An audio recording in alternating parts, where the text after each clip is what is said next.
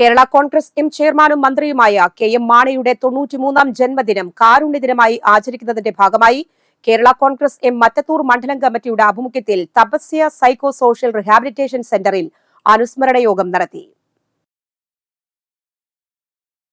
മറ്റത്തൂർ ഗ്രാമപഞ്ചായത്ത് പ്രസിഡന്റ് ടെസി ജോസ് കല്ലറയ്ക്കൽ ഉദ്ഘാടനം ചെയ്തു. പ്രഭു ചാണശ്ശേരി അധ്യക്ഷനായിരുന്നു.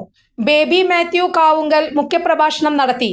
ജോണി ഓണപ്പറമ്പിൽ, എം.ജെ. ഷാജു, വിനു കൂട്ടുങ്കൽ, റോയ് കപ്പിലുമാം തടത്തിൽ, ഷൈജു കുഴിക്കണ്ടത്തിൽ, കെ. പ്രസാദ്, പഞ്ചായത്ത് അംഗങ്ങളായ മിനി, ശ്രീജ, അതുൽ കൃഷ്ണ, നൂർജഹാൻ നവാസ്, സിബി പൗലോസ്, സിജി രാജേഷ്, സുമ ആന്റണി എന്നിവർ പ്രസംഗിച്ചു.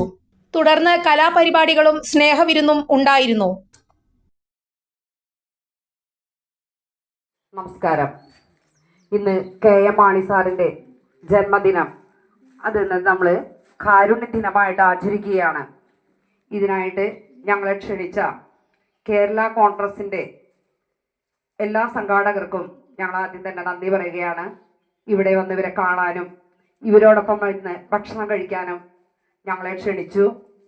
ഇവർക്ക് വേണ്ട പഞ്ചായത്തിൽ നിന്നും ഞങ്ങളുടെ ഭാഗത്തുനിന്ന് എന്തൊക്കെ സഹായങ്ങൾ വേണമെങ്കിൽ അത് പറഞ്ഞാൽ ഞങ്ങളത് ഉറപ്പ് തരും.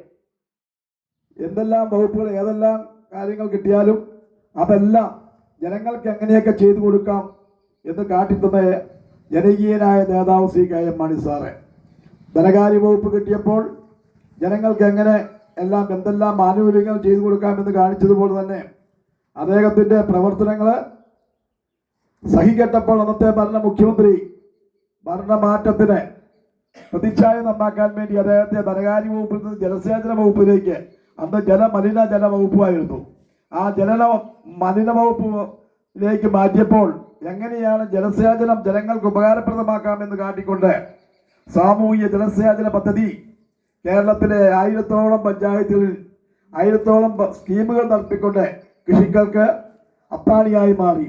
അതിൻ്റെ ഏറ്റവും കൂടുതൽ ഗുണം ലഭിച്ച മറ്റത്തൂർ ഗ്രാമപഞ്ചായത്തിനാണ്. കാരണം